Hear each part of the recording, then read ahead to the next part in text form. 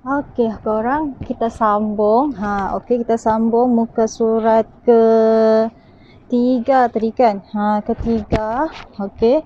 Yang ni kita dah baca. Dah baca juga muka surat 5. Muka surat 5 belum? Okey, belum. Jadi kita sambung dari muka surat 3, iaitu berapa umur dunia dan manusia di bumi ini.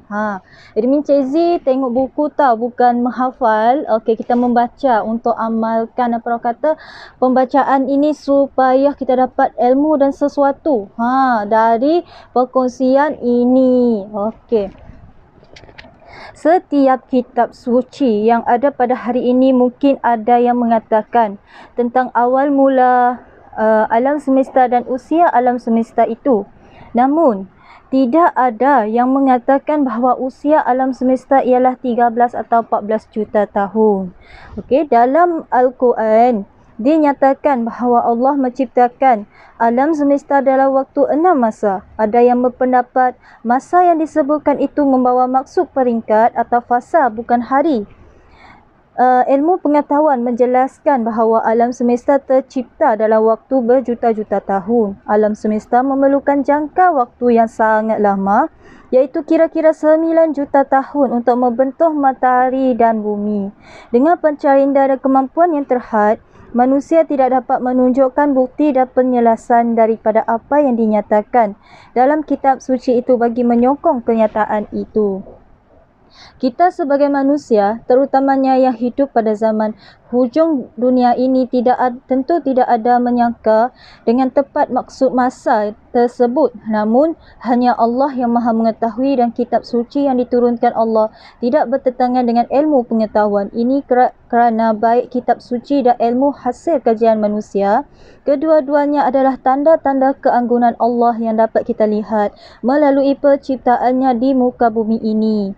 Umur alam semesta. Secara ringkas, umur sesuatu elemen kimia dapat dijangka melalui ujian radioaktif terhadap atomnya.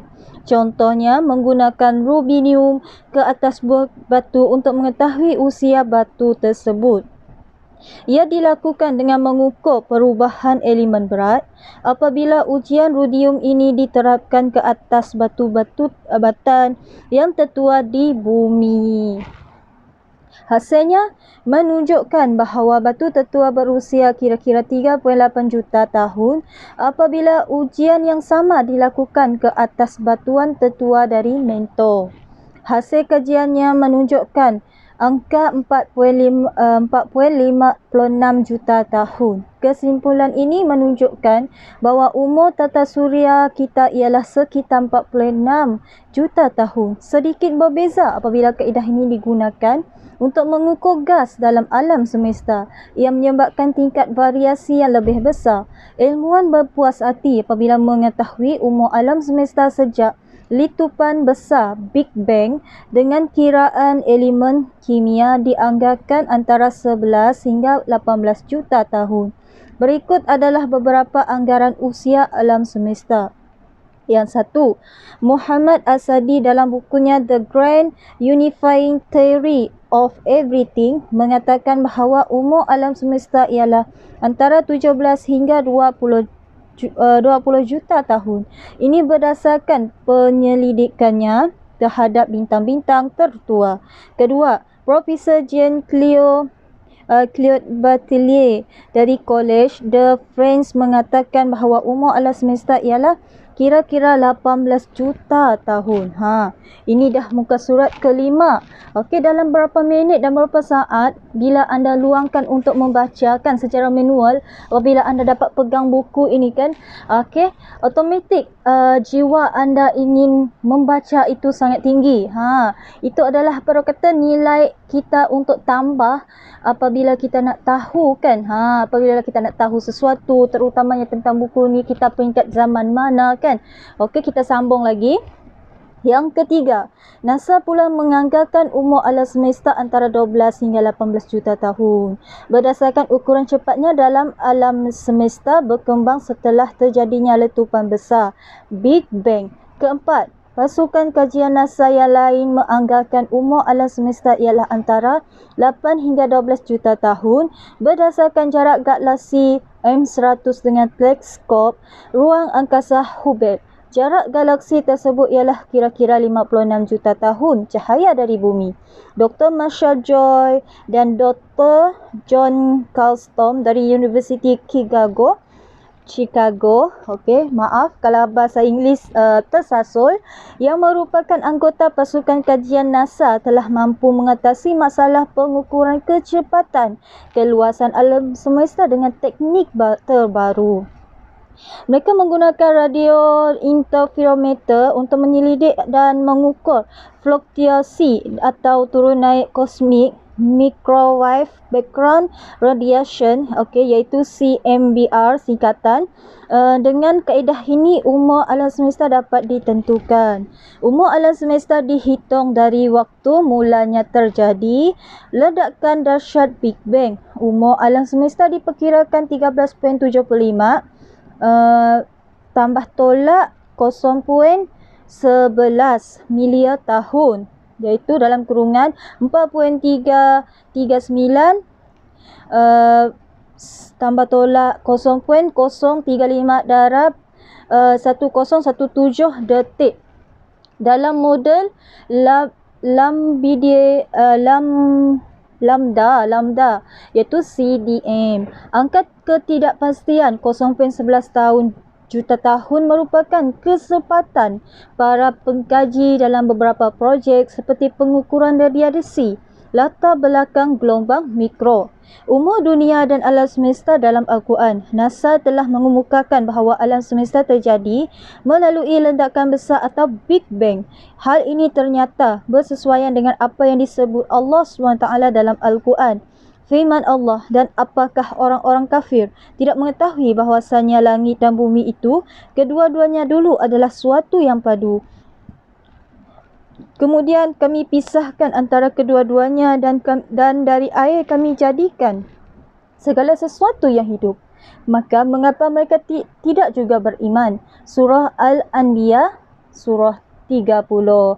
Firman Allah Subhanahu Wa Taala, Dia mengatur urusan dari langit ke bumi. Kemudian urusan itu naik kepadanya dalam satu hari yang kadar lamanya adalah 1000 tahun menurut penghitunganmu. Surah Ash-Shazadah, surah ke-5.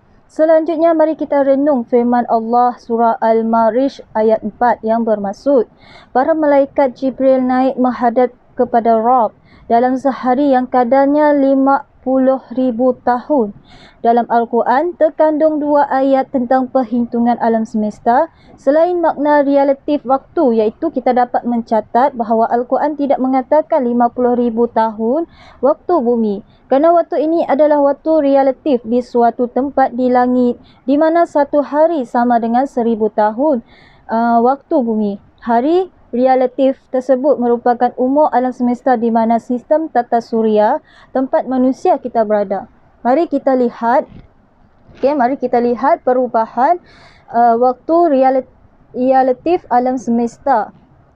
50,000 darab 365 2422 bersamaan 18.262.110. Satu hari relatif di satu tempat pada alam semesta di mana tempat malaikat melaporkan urusannya sama dengan 1000 tahun di bumi, iaitu 18.262.110 darab 1000 sama dengan 18.262.211.000 tahun atau 18.26,000 juta tahun.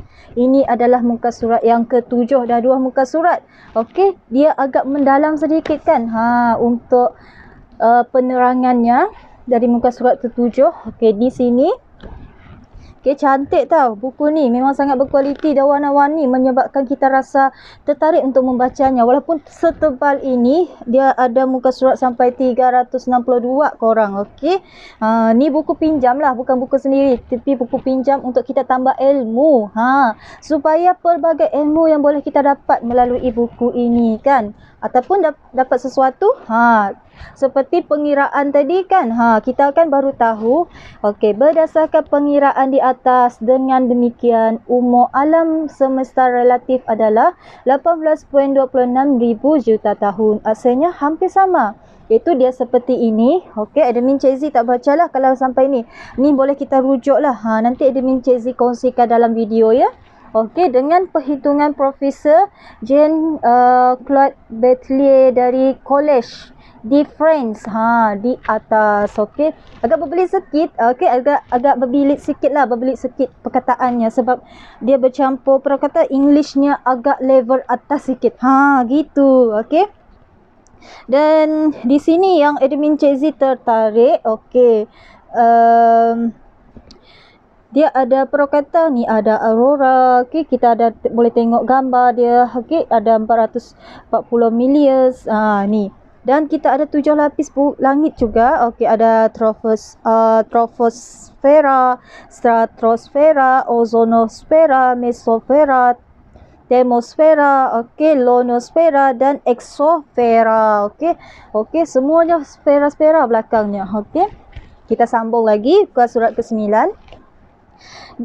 Umur umat manusia. Ketika Subhanallah Ta'ala mencipta Nabi Adam AS, Allah menyimpankan zuriat keturunannya di tulang sulbinya. Zuriat itu termasuk kaum ahli kanan, ahlul yamin, dan kaum ahli kiri, ahlul simal. Allah SWT mengeluarkan semua zuriat ini dari tulang sulbi Nabi Adam AS pada hari Miqsad, iaitu hari pengambilan janji manusia untuk mengakui keesaan dan ketuhanan Allah Subhanahu Wa Taala. Hal itu dipercayai berlaku Na'man, iaitu suatu lembah yang terletak berdekatan dengan padang Arafah. Dalam Al-Quran surah Al-Araf ayat 172 dinyatakan, dan ketika Tuhan kamu mengeluarkan keturunan Adam dari sulbinya, dan dia mengambil kesaksian dari mereka dengan berfirman, bukankah aku ini Tuhan kamu? Mereka menjawab, ya, kami menjadi saksi. Demikianlah supaya kamu pada hari kiamat nanti tidak mengatakan kami lalai dari perkara itu. Ayat ini membuktikan bahawa zuriat Nabi Adam AS telah memiliki wujud dan pendengaran, namun mereka berada dalam bentuk kewujudan yang berbeza. Mereka bukan wujud seperti kewujudan kita pada hari ini. Dalam riwayat Tirmizi dari Abu Hurairah disebut, ketika Allah SWT mengeluarkan zuriat dari Adam AS, Allah melihat seorang dari mereka yang gagah perawannya. Lalu Adam bertanya kepada Allah, siapakah orang itu? Allah memberitahu bahawa itu adalah anaknya, Daud AS. Lalu Adam bertanya lagi kepada Allah SWT, berapakah usia Daud yang telah engkau tetapkan? Jawab Allah SWT, 60 tahun. Adam kemudian memohon supaya memanjangkan usia Daud. Maka Allah SWT berfirman, itulah usianya yang telah aku tetapkan. Berkata Nabi Adam AS, aku ingin menambahkan 40 tahun dari usiaku kepadanya. Zuriat manusia sudah wujud sebelum manusia lahir ke dunia ini. Demikian juga dengan Rasulullah SAW, baginda sudah ada dengan wujud yang lengkap dan sempurna dalam alam roh. Setelah berada di alam roh, manusia seterusnya berada di dalam kandungan ibu. Disebutkan oleh Allah dalam firman-Nya, dan sesungguhnya kami telah menciptakan manusia dari sari tanah. Kemudian kami jadikan sari tanah itu air mani yang tersimpan dalam tempat yang kukuh rahim. Lalu kami jadikan dia segumpal darah, lalu gumpalan darah itu kami jadikan segumpal daging. Dan kami jadikan gumpalan daging itu tulang belulang. Lalu kami lapisi tulang belulang itu dengan daging. Kemudian kami jadikan ia makhluk yang lain. Maha suci Allah sebaik-baik pencipta. Surah Al-Mu'minun ayat 12 hingga 14. Demikian juga Rasulullah SAW telah bersabda, sesungguhnya setiap kamu dikumpulkan kejadiannya di dalam kandungan ibu, berupa setitis air mani selama 40 hari, kemudian menjadi darah yang beku selama 40 hari pula. Kemudian menjadi segumpal daging selama 40 hari juga. Kemudian Allah mengutus malaikat kepadanya, meniupkan roh kepadanya dan memerintahkan menulis 4 perkara untuknya, iaitu rezekinya, ajalnya, amalannya dan kesudahannya, matinya sebagai orang sengsara atau bahagia. Riwayat Abdullah bin Mas'ud radhiyallahu anhu dalam Sahih Bukhari dan Muslim. Ibnu Jauzi membahagi umur manusia kepada 5 tahap seperti berikut. Dia seperti begini tau umur manusia. Yang pertama, masa kanak-kanak dari sejak dilahirkan sehingga mencapai umur 15 tahun. Yang kedua, masa muda dari umur 15 tahun hingga umur 35 tahun. Yang ketiga, masa dewasa dari umur 35 tahun hingga umur 50 tahun. Yang keempat, masa tua dari umur 35 tahun hingga umur 70 tahun. Yang kelima, masa usia lanjut dari umur 70 tahun hingga akhir umur yang ditentukan oleh Allah SWT. Kitaran hidup manusia. Okey. Umur umat Nabi SAW kira-kira 1500 tahun. Umur atau zaman umat Nabi Muhammad SAW dapat dikategorikan kepada 5 tahap. Ini bersesuaian dengan sebuah hadis yang masyhur yang diriwayatkan oleh Imam Ahmad bin Hanbal dalam kitabnya Musnad Al-Imam Ahmad bin Hanbal, Juzuk 4 halaman 273. Ia juga terdapat dalam kitab As-Silastus Sahihah, Jilid 1, hadis nombor 5. 5 zaman tersebut adalah yang pertama, zaman Nabi, Nubuwah dan Rahmah. Okey, kita sambung muka surat seterusnya. Kedua, zaman Khalifah Ar-Rashidin dan Rahmat. Zaman pemerintahan di bawah 4 khalifah, iaitu Sayyidina Abu Bakar As-Siddiq, Umar Al-Khattab, Uthman bin Affan dan Ali bin Abu Talib. Yang ketiga, zaman pemerintahan raja-raja zalim yang kerajaan-kerajaan Islam. Yang keempat, zaman penguasa diktator pembawa kegelapan. Yang kelima, zaman khalifah atau ummah kedua yang berjalan di atas cara hidup zaman Nabi, iaitu zaman pemerintahan Imam Mahdi dan Nabi Isa.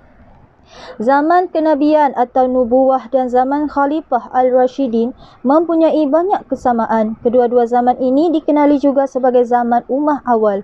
Apabila dua zaman tersebut berakhir, dua zaman berikutnya adalah zaman yang tidak terjamin baik, sehinggalah muncul zaman kelima, iaitu zaman Khalifah atau ummah kedua. Zaman ummah kedua bermula setelah munculnya Imam Mahdi dan turunnya Nabi Isa alaihissalam.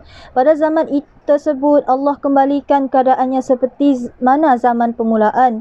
Ia bertujuan memulihkan kemuliaan agama Islam dan para hambanya menjelang hari kiamat. Imam Malik radhiyallahu anhu berkata, tidak akan sesekali dipulihkan akan umat yang akhir ini, melainkan ia kembali kepada cara umat yang terdahulu, iaitu para sahabat radhiyallahu anhu. Umur bangsa Israel dan umur bangsa Israel dan umat Nabi Muhammad SAW di bumi.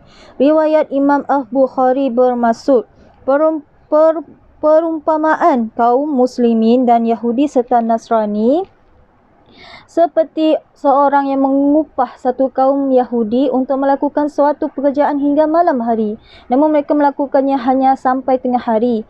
Lalu mereka berkata, kami tidak memerlukan upah yang kau janjikan pada kami, dan apa yang telah kami kerjakan semuanya untukmu. Orang yang mengupah itu pun berkata, jangan lakukan hal ini. Sempurnakanlah baki pekerjaan kamu dan ambillah upah kamu dengan sempurna. Mereka orang Yahudi yang diupah menolak dan meninggalkan orang yang mengupah mereka, maka orang itu pun mengupah pula beberapa orang Nasrani lain untuk menggantikan orang Yahudi lagi tadi. Orang yang mengupah itu berkata, kerjakanlah dengan sempurna baki hari kamu dan aku akan membayar upah kepada kamu bakinya yang telah aku janjikan untuk mereka Yahudi. Okey, kita sambung ke muka surat yang seterusnya. Dah muka surat 13 korang. Okey, agak syok sedikit admin Cik Z membacanya sebab base. Okey, dan kita dapat sesuatu juga dan boleh kita mendalami kan. Dan kita akan sambung seterusnya.